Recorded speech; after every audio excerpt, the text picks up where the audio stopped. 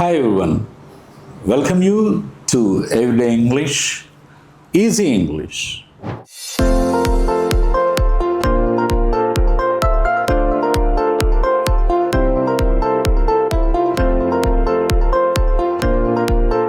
So in previous videos, we have learned about actions that are happening. జరుగుతూ ఉన్న continue అవుతూ ఉన్న actions గురించి తెలుసుకున్నాం. రోజు జరుగుతూ ఉంటే ఎలా మాట్లాడాలి, నిన్న ఒక టయానికి జరుగుతూ ఉన్నప్పుడు ఎలా మాట్లాడాలి, రేపు ఒక టయానికి ఒక సమయానికి జరుగుతున్నప్పుడు ఎలా మాట్లాడాలి, ఇలాంటివి మనం చూసాం ప్రీవియస్ వీడియోలో. ఈ రోజున జరిగిపోయిన పని గురించి ఎలా మాట్లాడాలి. జరిగిపోయిన పని అంటే నిన్న, మొన్న, అటు మొన్న, పోయిన సంవత్సరం ఇలా జరిగిన పనులు మనం మాట్లాడదాం ఈ రోజున. ఫర్ ఎగ్జాంపుల్, మనం నిన్న కొన్ని పనులు చేస్తుంటాం. నిన్న అంటే ఎస్టర్డే. ఓకే, ఎస్టర్డే కొన్ని పనులు చేస్తుంటాం మనం.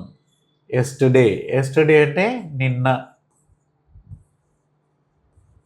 లాస్ట్ వీక్ పోయిన వారం. ఓకే, లాంగ్ ఎగో చాలా కాలం క్రితం. Okay, last Sunday.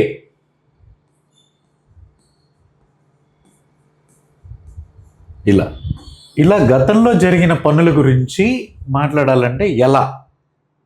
Okay, so ఈ విషయం తెలియాలంటే మనకి రకరకాల పనులను ఇంగ్లీష్లో ఏమంటారో తెలియాలని అనుకున్నాం కదా. ఇప్పుడు ఫర్ ఎగ్జాంపుల్ కొన్ని పనులు చూద్దాం. ఫర్ ఎగ్జాంపుల్, టీచ్ అంటే బోధించడం కదా, టీచ్. ఈ టీచ్ అంటే దానిని జరిగిపోయిన దానికి చెప్పాలంటే టీచ్ లాగా చెప్పడం కుదరదు. ఈ టీచ్ని పాస్ట్లో టాట్, TAUGHT, టాట్ అంటారు. Teach, taught. ఒక వర్బ్ అంటే చేసే పనులు, వాటికి 3 రూపాలు ఉంటాయి మెయిన్గా. 4వది ఇంగ్ ఫామ్ ఉంటుంది, అది మనం ఇంతకుముందు క్లాస్లో చూసాం. Teach, taught, taught, TAUGHT, teach, taught, taught. Okay, so ఇది ప్రెజెంట్ అంటాము.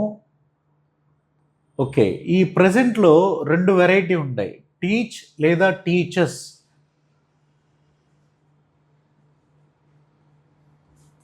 టీచ్ లేదా టీచర్స్ ఉంటుంది. Okay, taught, taught.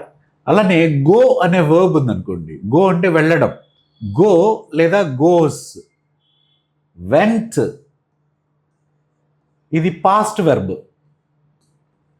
పాస్ట్ అంటే గతం, జరిగిపోయింది అని.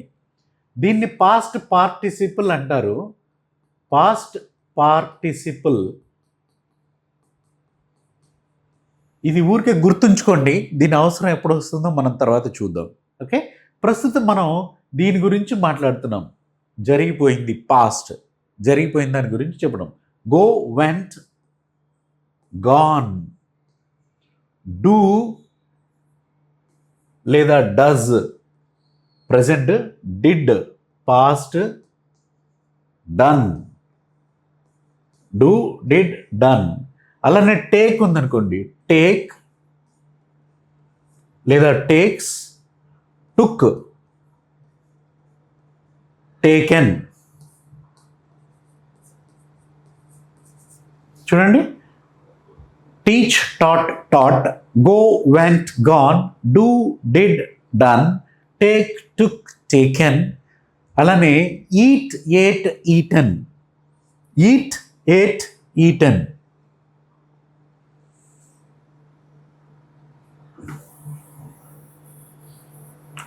Eat, ate, eaten.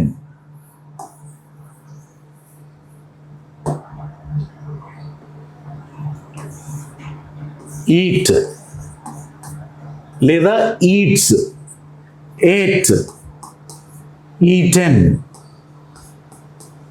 ఓకే, ఇలా ఉంటాయి. మనం ఇప్పుడు దీని గురించి మాట్లాడుకుందాం. రైట్, సో నేను నిన్న కంటిన్యూస్ జరుగుతూ ఉన్న పనుల గురించి చెప్పాను అని చెప్పాలనుకోండి.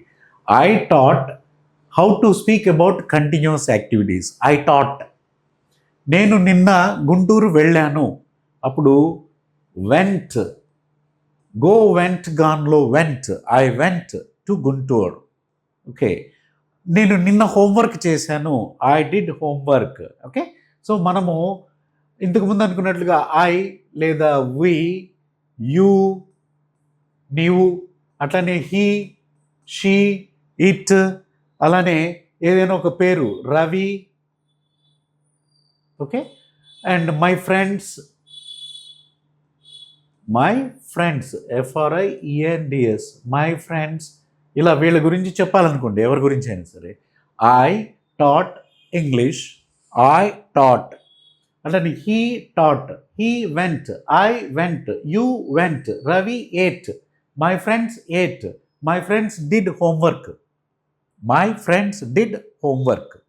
So my friends took a book, my friends took a book yesterday, last week, okay, long ago.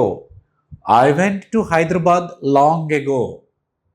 Okay, so ఇవి ఈ yesterday, last week, last Sunday, long ago, 10 minutes ago, 1 hour ago, ఇవన్నీ కూడా గతం, జరిగిపోయిన పనుల గురించి తెలియజేస్తాయి. పోయిన సంవత్సరం అనాలంటే ఏమంటాము? Last year. నిన్న సాయంత్రం, లాస్ట్ ఈవినింగ్. ఓకే, అండ్ పోయిన సమ్మర్లో, లాస్ట్ సమ్మర్లో. 2001 పర్టికులర్ డేట్ చెప్తాం, ఇన్ 2001లో, లాస్ట్ సెప్టెంబర్లో. ఓకే, ఇలా లాస్ట్ వాడితే గతంలో అని అర్థం అనమాట. అట్లనే లాంగ్ ఎగో అంటే చాలా కాలం క్రితం. ఎస్టర్డే నిన్న, డే బిఫోర్ ఎస్టర్డే మొన్న, day before yesterday, 2 days before yesterday, 3 days before yesterday. ఇలా టైం గురించి చెప్తాం అన్నమాట. ఓకే, సో అవి చెప్పాడు, ఆ టైంలో జరిగిన పనుల గురించి చెప్పాలంటే ఈ పాస్ట్ ఫామ్ని వాడాలి. I went, you vent, he went, she went. Okay, so అదే ఈ వెర్బ్ ఫామ్ వాడామనుకో, వెంట్ బదులుగా గోస్ ఆర్ గో వాడామనుకో, ఇది రోజు జరిగే పనులు అని అర్థం అనమాట. ఐ గో ఎవ్రీ డే అని వస్తుంది. సో దీన్ని ఎలా వాడాలో, రోజు జరిగే పనులు ఎలా వాడాలో మనం తర్వాత చూద్దాం. ఇప్పుడు జరిగిపోయిన పనుల గురించి ఎలా మాట్లాడాలనేది చూస్తున్నాం. ఓకే, సో ఐ వెంట్, దీనిని క్వశ్చన్ చేయాలి. నిన్న జరిగిన పనుల గురించి ఏదైనా ప్రశ్న అడగాలి. ఎలా అడుగుతాం? ఏదైనా ప్రశ్న అడగాలంటే ఎలా అడుగుతామో చూడండి. ఏదైనా ప్రశ్న అడగాలంటే డిడ్తో క్వశ్చన్ చేయాలన్నమాట. రైట్, డిడ్ జరిగిపోయింది కాబట్టి డిడ్. ఈ డిడ్ వచ్చిన తర్వాత మళ్ళీ వెంట్ రాదు, గో వస్తుందన్నమాట. Did I, did you, did he. ఇక్కడ ఈ లిస్ట్ అంతా ఇక్కడ పెట్టుకోవచ్చు. Go, play, eat, drink. మామూలుగా క్వశ్చన్లా కాకుండా మనం చెప్పాలంటేనేమో గో కాకుండా వెంట్ వాడాలి. ఐ వెంట్ అనాలి. దానికి క్వశ్చన్ ఏంటి? Did I go? I played, did I play? I ate, తిన్నాను. Did I eat? Okay, he ate a mango అన్నాం అనుకో, హీ ఏట్ ఎ మ్యాంగో, అతను ఒక మ్యాంగో తిన్నాడు. అతను ఒక మ్యాంగో తిన్నాడా అని అడగాలనుకో, డిడ్తో చెప్పాలి. పాస్ట్ జరిగిపోయిన పనుల గురించి క్వశ్చన్ వేయాలంటే డిడ్తో క్వశ్చన్ వేయాలి.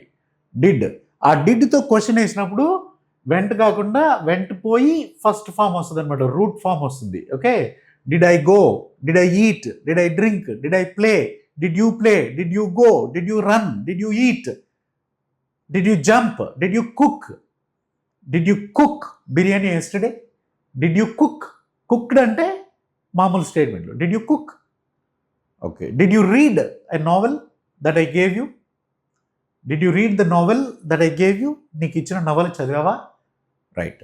And did you follow, did you subscribe? నిన్న సబ్స్క్రైబ్ చేసావా? Did you note down what I have taught you, what I had taught you? నేను చెప్పింది నోట్ చేసుకున్నావా? Did you start speaking in English? Did you start? Did you learn? Did he come? వచ్చాడా? Did he come? వచ్చాడా? Did he go? వెళ్ళాడా? Okay, did you complete your homework?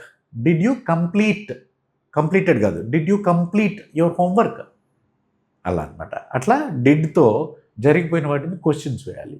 ఇక నేను మీకు ఒక లిస్ట్ చెప్పాను కదా, వై ఎందుకు, వై ఎందుకు, వేర్ ఎక్కడా, వెన్ ఎప్పుడు, హౌ ఎలా, ఈ సేమ్ అనమాట. Why did I go, why did you play, where did you play, where did you play, where did you go ఎక్కడికి వెళ్ళావు, వేర్ డిడ్ యూ ప్లే ఎక్కడ ఆడావు, where did Ravi play, Ravi ఎక్కడ వాడాడు, where did my friends go, where did my friends go yesterday, నిన్న మా friends ఎక్కడికి వెళ్ళారు.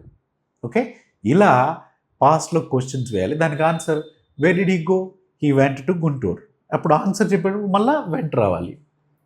Wear did he go, he went to Guntur. Where did you buy the book, where did you buy, where did you buy the book, I bought it. Answer చెప్పేటప్పుడు ఇది చెప్పాలి, bought, buy, bought, I bought it in the market. Where did you play cricket, I played in the ground. Okay, played ఇది, I played in the ground. Where did you play, right. Where did you see that man, where did you see that man. ఇప్పుడు సీకి past ఏంటి, saw. I saw that man in the playground, I saw that man in the playground. Okay, ఇలా answer చెప్పాలన్నమాట, right.